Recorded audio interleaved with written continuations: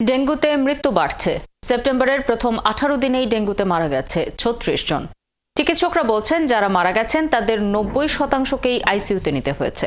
Dengue শনাক্ত হওয়ার পর সময়মতো চিকিৎসার অভাবে মৃত্যুর হার বাড়ছে বলে মনে করছেন চিকিৎসকরা। আরও জানাচ্ছেন ডলার মেহেদি। স্বাস্থ্য অধিদপ্তরের পরিসংখ্যান বলছে, ডেঙ্গুতে এই বছরের জানুয়ারি থেকে শুরু করে 18 সেপ্টেম্বর পর্যন্ত মৃত্যু 119 জনের, যার মধ্যে এই সেপ্টেম্বরে মারা গেছে 36 জন। আর ঢাকা মেডিকেল কলেজ হাসপাতালে ভর্তি হবার পরও অনেকে মারা গেছেন। এর কারণ হিসেবে চিকিৎসকরা বলছেন, একেবারে শেষ পর্যায়ে রোগীরা হাসপাতালে আসছেন, যাদের হাসপাতালে আসার পরপরই আইসিইউতে ভর্তি করতে হয়েছে। এখানে টেস্ট করালাম, তারপর দেখলাম যে 5টা রিপোর্ট আসলো, দিল ম্যাডাম আমাদেরকে।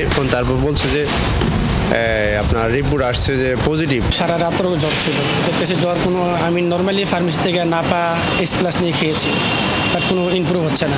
মুগদা মেডিকেল কলেজ হাসপাতালে 1 জানুয়ারি থেকে 18 সেপ্টেম্বর পর্যন্ত ডেঙ্গুতে মারা গেছে 18 জন। এই হাসপাতালের পরিচালকও জানান, মৃত্যুর সিংহভাগই শারীরিক অবস্থা খারাপ ছিল।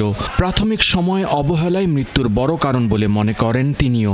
অনেক রোগী শকে চলে যাওয়ার মতো হচ্ছেন, অনেক রোগীর রক্তপাত হচ্ছে শরীরের বিভিন্ন স্থান থেকে, অনেক রোগীর পেট ব্যথা হচ্ছে, পেটের সমস্যা তৈরি হচ্ছে, লিভারের সমস্যা তৈরি হচ্ছে। কিন্তু যদি আরও আগে তারা আসতেন তাহলে হয়তো ডেটটা আমরা নিয়ন্ত্রণ করতে পারতাম।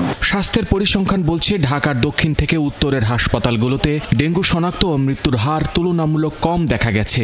ঢাকার মহাখালীতে অবস্থিত ডিএনসিসি হাসপাতালটিতে এখন ডেঙ্গুর জন্য বিশেষায়িত হাসপাতাল হিসেবে ঘোষণা করা হয়েছে। অনেক জ্বর ছিল, তারপরে ডাক্তার দেখাইছি, অ্যান্টিবায়োটিক খাওয়াইছি, তারপরে আর কি টেস্ট দিচ্ছে, টেস্ট আর কি ধরা পড়ছে। আমাদের 5th ফ্লোরে থাকে হচ্ছে আইসিইউ পেশেন্ট, তো কোনো সমস্যা হলে আমরা সেখানে আইসিইউতে সাথে সাথে ট্রিট করতেছি। হ্যাঁ, আইসিইউতে আছে এখনো আপাতত 7 থেকে 8 জন আইসিইউতে পেশেন্ট আছে। ডলার মেহেদি, 71, ঢাকা।